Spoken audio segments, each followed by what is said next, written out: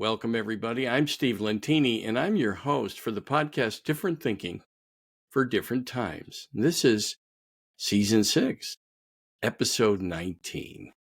And today we have a familiar face. I hope you remember. I have Sylvia Subriana, and she's from MyDry30.com. Moderation is the new name, and she's going to update us about MyDry30 and the work they're doing. And I find it so fascinating. It's number one in alignment with what I do, different thinking for different times, where we have to stretch this acorn brain, this little voice in our head that so often defaults to negative thinking and what I call lower energy. And we know the difference between a higher energy because we feel good, and a lower energy, we don't feel good. The brain wants us to stay stuck and wants us to believe that lower energy. And the key is we can reprogram it when we notice it. We have to start noticing when we're drawn down into lower energy. Higher energy means we're on the right track. We still may have challenges and other things occur in our life because life is guiding us. It's a gift when we get off track. And in this society especially, default is often some kind of a drug. And in this case, we're talking about alcohol. And look at how many movies. The first thing when people have any kind of challenge, they come home and say, rough day. And they pour themselves a drink. Or somebody comes in their office. I see this a lot on shows. And they'll pull out a bottle and say, come on, end of a rough day. Let's have a drink. That doesn't make it better. It's only a temporary escape, being fully present in life and embracing whatever shows up, because that's life guiding us. And whatever you want to call it, whether it's divine, the God, the goddess, the Abraham, it doesn't matter what you call it, the quantum field, if you're a scientist. When we are open to life as a gift, we can surrender to the moment and find things to be grateful in. You don't have to be grateful for it right away. Be grateful in the fact that life is showing you it's time for a different path. And that's what so many people skip, because they'd rather go zone out and have a whiskey or have a beer or have 10. That's the place that life is actually urging us right then and there to change. That our darkest times, our most challenging times, are the greatest gifts. And so with that, here is Sylvia Subriana, who's head of content development for Unconscious Moderation and what used to be MyDry30, and she was a guest earlier this year. So let's get an update. Sylvia, Hi. how are you? Yeah, good. Thank you so much for having me again. I'm very excited. And everything you said, I couldn't agree more. You said it very beautifully. Thank you. It's my job now. That's my purpose. So go Yeah. ahead, talk about what the changes are and how the app is doing and what was the thought process behind a lot of the changes, all of that. So the first and most obvious change that we made was the name. Instead of My Mm-hmm. Dry 30, now it's called Unconscious Moderation. And Mm-hmm. we did this change because we realized that a lot of our users were people that were actually looking to moderate instead of completely quit, right? So Okay. if we saw that the majority of our users, it was over 70%, were looking for that moderation, but the name had dry in it, it was a bit contradictory because that was not what people were looking for. So now we're calling it unconscious moderation because we want to be more aligned with the majority of our users. But you can also pursue complete sobriety with this program.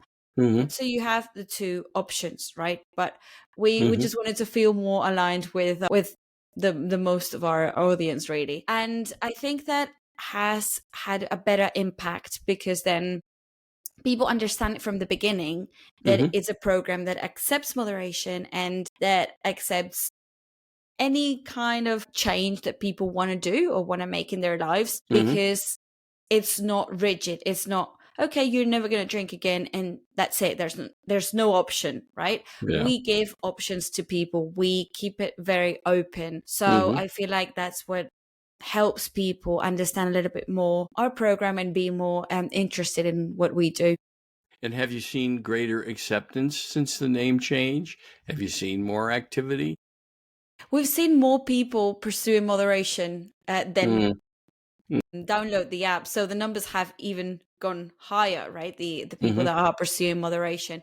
But again, I always say that it's a good program if you want to completely quit as well, because you just choose, there's two paths that you can choose, and instead of choosing the path of moderation, you just choose the path of not drinking at all, and then it's actually easier. I would say it's way easier. I've always said that going like completely quitting is always so much easier than moderation, because when you quit drinking, then you never have it as an option in your head. You never consider the option of drinking. But then when you are Mm-hmm. moderating, or great area drinker, or when you're sober curious, however you want to call it, because there's so Mm-hmm. many terms these days, you always have to revise with yourself. Am I drinking too much? Am I drinking, as you said before, to numb my emotions and not deal with something that is happening to me, right? Or is it because I really want to drink, or I'm in the mood, right? Yeah. So having that in mind, I believe it's way more difficult, but that's why we give the tools to people, and people are really enjoying these tools. And we've also made some tweaks in the tools that we offer. So we're still doing 15 minutes of unconscious mind with hypnotherapy, and then 15 minutes of conscious mind with journaling, moving, and reading. Mm-hmm. However, we've changed the big two, the hypnotherapy and the journaling, Mm-hmm. because people were having a lot of positive reactions about the movement and the reading. But then Mm-hmm. the journaling was a bit vague because it was very, very generic. Mm-hmm. And the hypnotherapy was not that targeted either, because we we did it more of like we started with a more general program for both the hypnotherapy and the journaling, because as we were just starting, we didn't really know where to focus it or how to approach people, really. But Mm-hmm. now that we've had more feedback, then we contacted with two doctors that are called John and Nada O'Brien, and they're doctors of psychology. Mm-hmm. They've had so much experience in different fields in psychology, but especially in hypnotherapy. They've done it for years, and Mm-hmm. they developed a more specialized program for both in hypnotherapy and in journaling.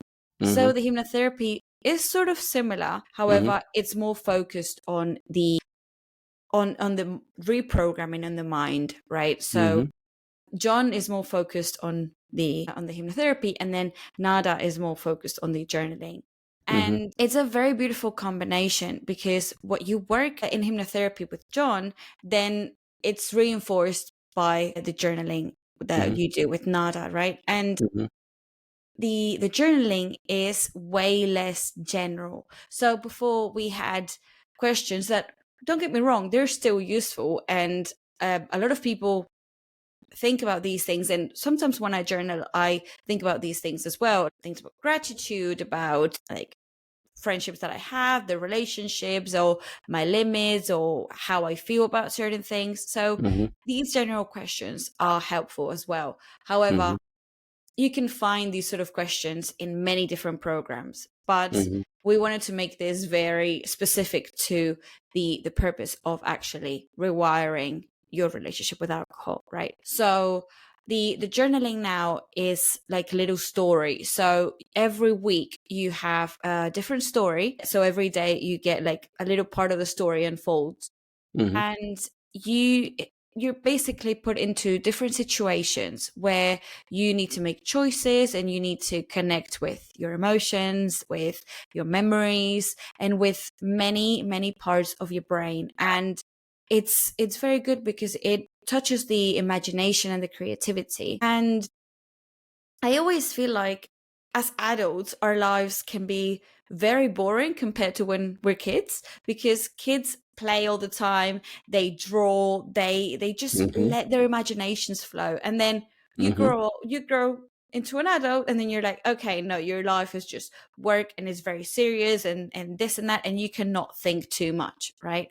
So what we wanted to pursue with this new journaling strategy is let people play with that imagination and let the creativity flow, because that's when people connect with themselves and feel like they are more fulfilled and more aligned with what they want to do, and they discover themselves. Because if not, as you were saying before, we just live in autopilot. We live in this default mode that we just have the same day over and over and over. And because we don't have that creativity, we don't have that imagination, we don't get out of that standard day, and we just live it over and over. So, and that has been proven to predict more depression, more irritability, less empathy. So when you start playing with that imagination, that creativity, people actually feel that they live a more content life. So that's why we wanted to connect with that, and to also give the tools to people to, so then they can realize the emotions that they're feeling that maybe they were not aware of, some memories that both that they feel comfortable and uncomfortable about, because maybe the uncomfortable ones get stuck, and I wouldn't really know how to process them. So connecting with these things then help us identify different patterns, conscious patterns that normally we're not aware of. For example, the pattern of I'm stressed, then I drink, right? This automatic connection. So this type of journaling also helps us identify these patterns so that we can actually change them. Because when you are aware of them, that is 50% of the work done. Sure. When you acknowledge that you have that pattern or that you are doing this behavior, that is a big chunk of the work done. But a lot of the times we're just blind. We don't want to see what is in front of us. It's true, because we're not trained to Exactly retrain our thinking. We're mostly trained to believe our thinking. And that's from even our leaders. That the process of people pointing the finger and saying, we're right, no, you're wrong. And then the other side says, no, we're right, you're wrong. They're missing the point about not believing that brain, because that's an elitist thought. If I tell you I'm right about everything and this is the way you should live your life, it's an elitist view. No one's journey is any more important than anyone other's. In fact, all the people with challenges and so-called addictions and other problems in life, they're gifts. They're gifts for us to learn and grow from. And while, some people might say an addiction is a gift, yes, because it's life itself urging you to make a change by noticing at some point in time, hey, I don't want to do this anymore. I don't want to live this way. And we all need help with that. To try to do everything alone is it's possible. It's just more challenging. It's more difficult. Things like My Dry 30, or now Unconscious Moderation, you can download the app, and for people that don't want to go to 12-step meetings or don't want to go to some other meeting, they have something else, which might lead them to 12-step meetings and other things. Going to a clinic for what do they call those, where you would go and there's a name for it, but you would go and spend time going through a program and drying out whatever your addiction was, whether it was drugs or alcohol. So I love the idea that they can go. You can still go to mydry30.com if you're searching it on your phone, if you're searching for a new app. But if you go to Unconscious Moderation, you'll find it as well. I'm not sure you can see let's see. Can you see Unconscious Moderation? Yeah, it's right there. It's the second one. It's hard to see. There we go. Yeah. There we go. Yeah, it says my. That's what the app looks like. And I downloaded it before we got together. I had it on the phone a while back. I tested it for a month when we did the first podcast. It's very easy to use and it's very encouraging. And I think it was $1 a day. Is that true? $30. $30 a month. For a month. Yeah, exactly. Yeah. And the idea of journaling is important, I think, because first you have to notice how your mind reacts, how your mind defaults. That's the subconscious. And the subconscious is programmed, according to neuro researchers, by the way. If you Google it, you'll find that neuro researchers are saying up until the age of 35, if we don't work on reprogramming our mind, the mind will suggest the absolute exactly same responses over and over again, because it says, we've got this for you. Go have a couple of drinks. You'll feel better. And that's because you programmed it. And the key is to reprogram it, and to have something like My Dry 30 and unconscious moderation to help you is really fascinating. And it's an option that's different from all the other options out there. You might find it uncomfortable. And often what's uncomfortable is because the subconscious wants to stay in the existing pattern. It wants to stay in, oh, you poor thing, go have a couple of drinks and you'll feel better. And, if it leads to 10, you might not feel better. So again, they go to the app, right? Yes. And you can Google either in the App Store, Unconscious Moderation, or My Dry 30. And you will see the app that you've shown with in the little wine glass, and they will be able to download it. And then so the concept is the same. The image and like the logo and these things have changed a little, and they're a bit it was easy to use before, but now we've made it even more user friendly, because we understand that people nowadays, they don't really want to read a lot. They don't want to have too much information, right? So we've tried to simplify it and make it fast, but also informative. So people understand how it works and what they need to do during all the time that the program is running out. So can they use it more than 30 days? Yes, so that's another change. Thank you for reminding me. That's another change that we've implemented. So the idea was always to do 90 days. When we talked last time, it was only 30 days because we were working on that second part. Now it's 90 days.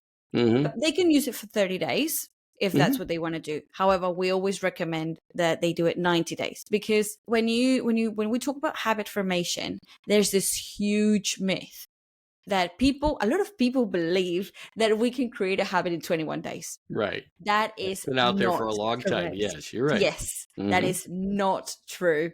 That is so not true. You can create a habit in 14 days, maybe, but sometimes it takes you up to a year.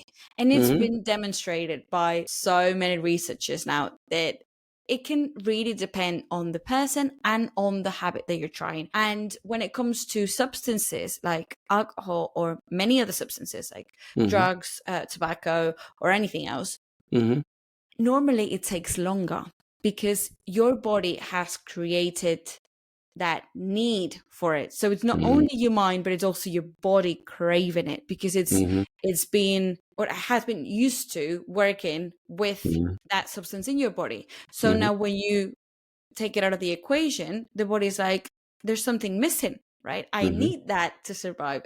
The body needs some time to understand that you don't actually need that the body's completely fine and capable of working without that substance. So when I hear that 21 days to create a new habit, to have a better diet, or to do this and to that, I'm like, that is so misleading, because yes, it might take you 20 days to change a habit or to have incorporate a new habit, but it might take you a year. So that's why we always encourage people to do 90 days, because the longer you go in the program, the more tools you'll have, and the more developed that habit and that rewiring has been done in your brain. So the program is that the first 30 days, nobody drinks. People that want to moderate or that want to fully quit, they all have the same program, which is 30 days of not drinking. But I always say that if someone has a day where they relapse and they drink again, that is completely fine. Because in the end, when you look at the whole month, right, if you look at the 30 days, if you've drunk 1 day or 2 days because you had a very big urge, or because you slipped up, things happen. It's still less alcohol that you were drinking last month. Right? Sure. So that is still a win. So that's why we always encourage people to move forward Okay, you slipped up. Don't worry. Mhm. Everyone makes mistakes. Everyone, it's not a linear path. It's not always going to No, be going up high. You'll have little rocks, little obstacles in your path. So just keep going and keep trying because it's still going to be useful for you. So it's yeah, the true, by first, the way. We were born no one learned to walk without falling, exactly. at least everyone I've asked. And we're here actually to make mistakes. That's how we learn and grow. So for as long as humans have been around, I'm sure there've been addictions. And as long as we'll be around going forward, there'll be challenges that we have to face. And for each person, their journey is unique as a fingerprint. And for us to honor it, and yes, offer these treatment programs, which I love, the options for people to jump into things along their journey that can help them. And for society not to make people wrong, of course, the elitist view, this little brain wants people to feel like they're better than someone. And the truth is, at least for me, when I left my body on November 18th, 2002, uh, I was better, superior to no one nor beneath anyone, and I didn't bring with me all the things that I thought mattered. All the books I had written, the houses I had owned, all the things I had done in my life, all the things that validated me from the outside in meant nothing. Which, by the way, a lot of times that encourages people to have a lot of alcohol or drugs because they feel like they lost something in life. They lost a job. They got laid off. They got fired, they got divorced, even if someone died. I've had people pass away in my family, some were tragically. And I can tell you that the invitation was there for me to be in grief or in some kind of a negative, sad state. And it was powerful. So we don't want to make that wrong. The point is that to find the gift in every circumstance, because there is a gift. Look at Mothers Against Drunk Drivers. She started that because she lost her daughter in a crash to a drunk driver. And so we're going to have these things that occur and that we cannot control, tragic events. We're also going to have places where we fall. And the fascinating thing about this little voice, it flashes it for us. Like when we think we finally recovered and we're away from it, that little voice will go, you remember when you did this in that relationship 12 years ago or 15 years ago? That voice has an advantage because it remembers every place we fell. And the over time, what we can retrain the mind to do is, hey, that was a gift. Here's what I learned. And I've never done that again. Or now I'm helping people that I hurt. There's always another side to things. And nothing worthwhile in life is gained by avoiding what's uncomfortable initially. It's a quote that I've written. And the other thing is within everything in nature is contained its opposite. So when we're at our lowest low, the power that we have to turn that around is the same power we use to create the mess. The same power that made a mess is the exact same power we have to create the life we want. And most people are afraid of their power. And what I like about my Dry 30, it's a step up. It's like a staircase. They can take the stair up 30 days, hit a landing, decide to go again for 30 days, hit a landing. And what you said is if there is a fall back, it's just like walking. They fell. They fell. Hmm. So they're a toddler at leaving alcohol behind. That's okay. I'm a toddler somewhere and I'm 73. I still have plenty of things I'm working on. So I'm grateful that you all are doing this work. So now, how long have you guys been around? Tell the story, when it started, and this evolution that I find really fascinating and amazing. So we've been around, it's June, so 8, 9 months, more or less. Yeah, it was around November, Mm-hmm. late October, early November that we released Mm-hmm. the app. And well, of course, we've had the change of, well, partly now it's Unconscious 90 moderation. days. Yeah, we Mm-hmm. changed the name, we changed Mm-hmm. the hypnotherapy, the journaling that I was telling you about. So it was my Dry 30 for like around 6 months. So Mm-hmm. the change is quite new. Mm-hmm.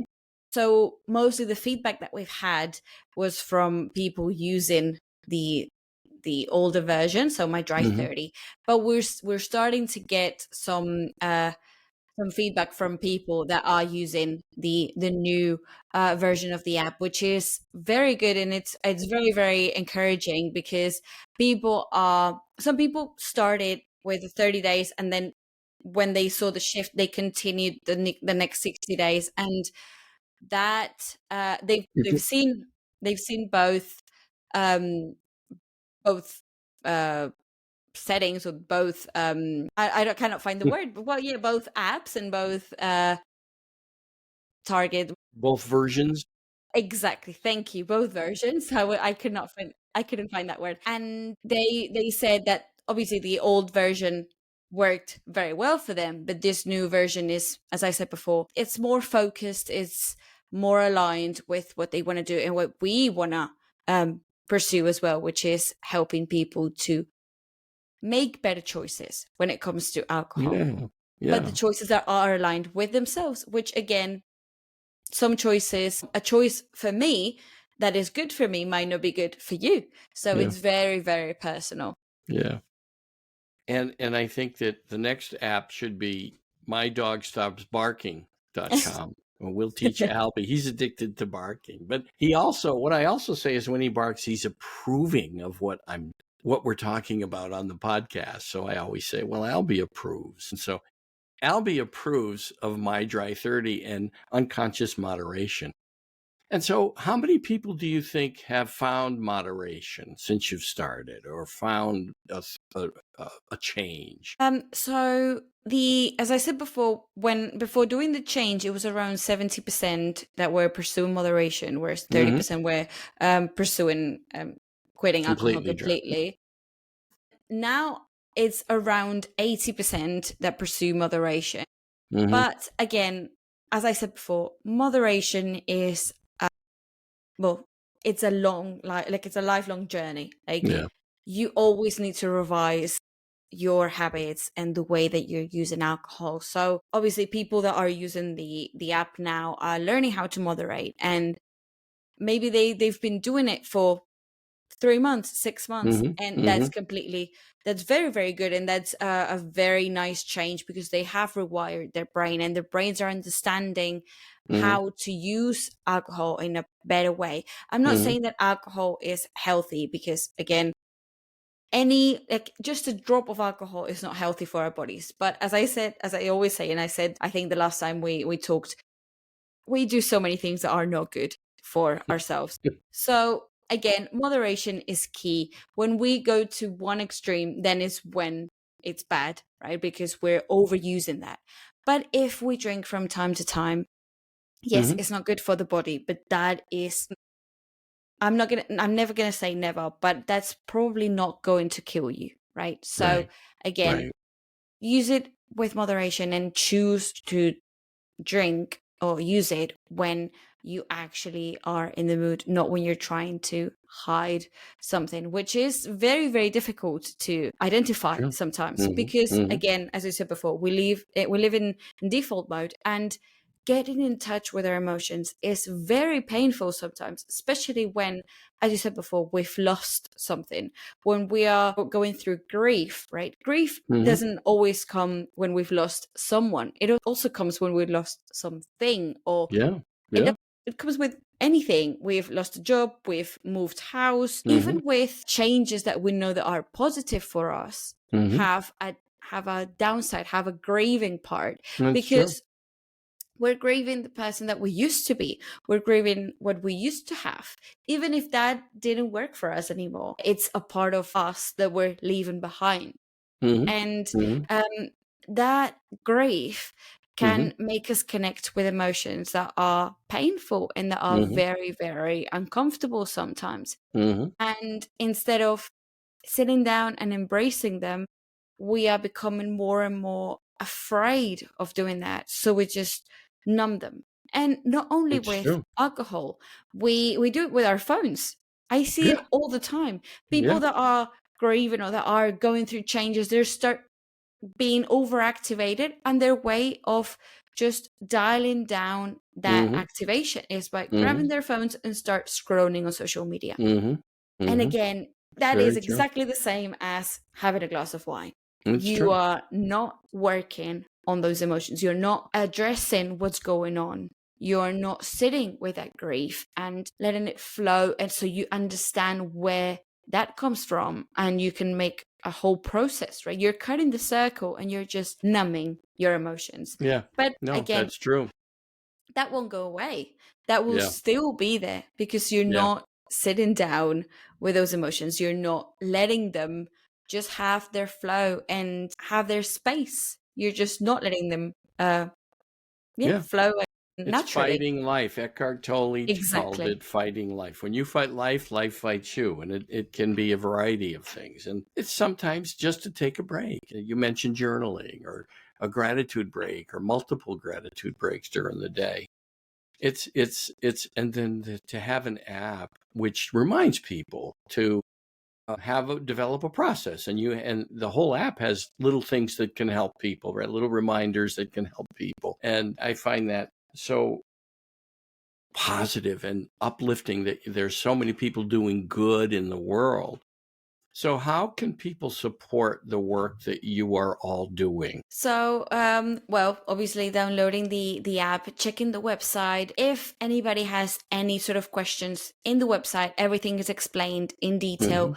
You will see the people that are behind the program. So you will see the team. And what we do. And there's also like a contact form that you can just ask any questions that we don't answer, which I believe if you read on the website, I don't think you'll have many more questions because everything is explained. It is pretty self-explanatory. I've checked it out, yes. But again, and people have many, many different questions. So we are more happy to answer any questions that they might have. Sure. And it's unconscious moderation. Now, what's the website? um.app. um.app. Right. U as in utterly unconscious or conscious. U, right? Utterly. And moderation, M, right? M for Mary. um.app. That's great. It makes it simple. And if they if they happen to remember mydry30.com, they're going to find you as well.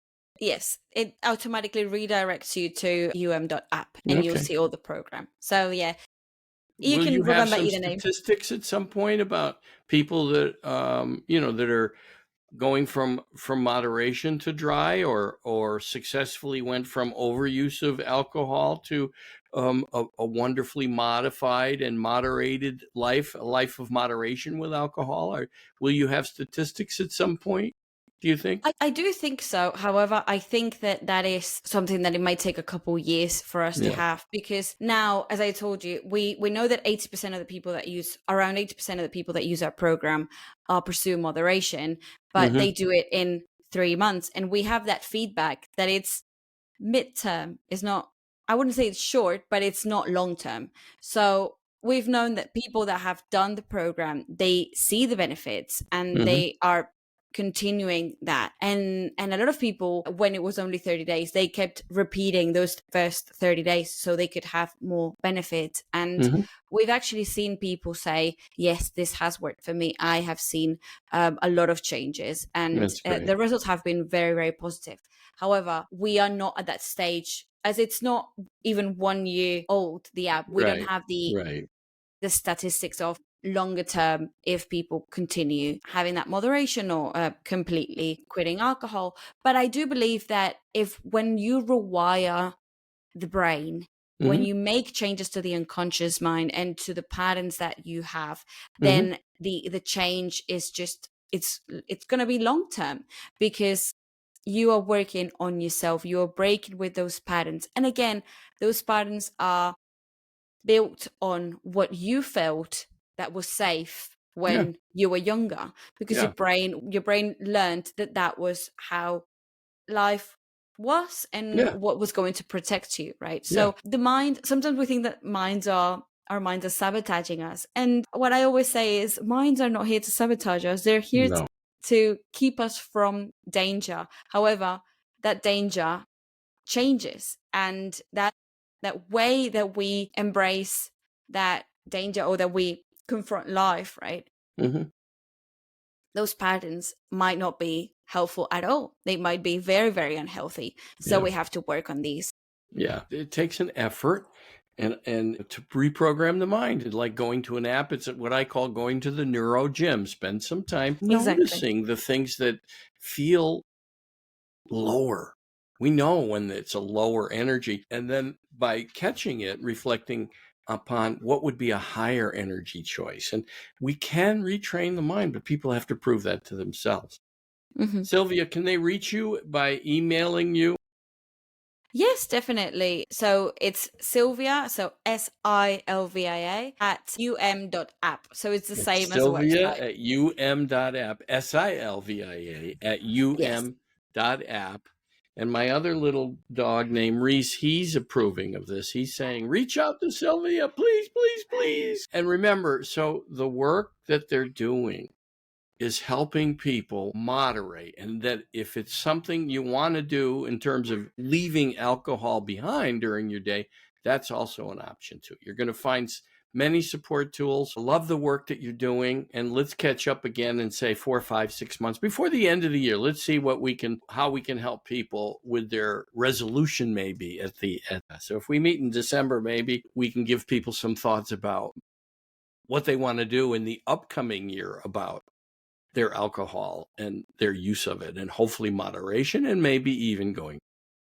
Yeah, definitely. And I would like to say a disclaimer actually, Sure. because this app is a very, very good tool for people that don't have a very problematic use of alcohol. Because if people are using alcohol every single day and they have a problematic use, then they would need to go to the doctor to check if they can actually quit, because quitting cold turkey can be actually a bad thing and it can backfire, right? So I always encourage people to go check themselves at the doctor if they want to start doing something like this, if they feel like they are drinking a bit too much and it wouldn't be safe for them to quit cold turkey. Yeah. That's a good disclaimer, right? Always get some help. That if you're having 5 or 7 or 8 drinks a day and you've done it for a long time, the body might not be react very well to it in the withdrawal. Yeah. So if you're having 3 or 4 a day and you want to go down to 1 or 2, or you're drinking 5 days a week and you want to go down to one or 2 days, that's what the app can help you with, and it is very easy to use, by the way, very easy to download, very easy to register. So I can tell you that because I did it. All right. Thank you, Sylvia. Thank you so much for having me. I'm grateful. I'm grateful for the work you're doing. Keep doing it. Keep going. Thank you. You're welcome.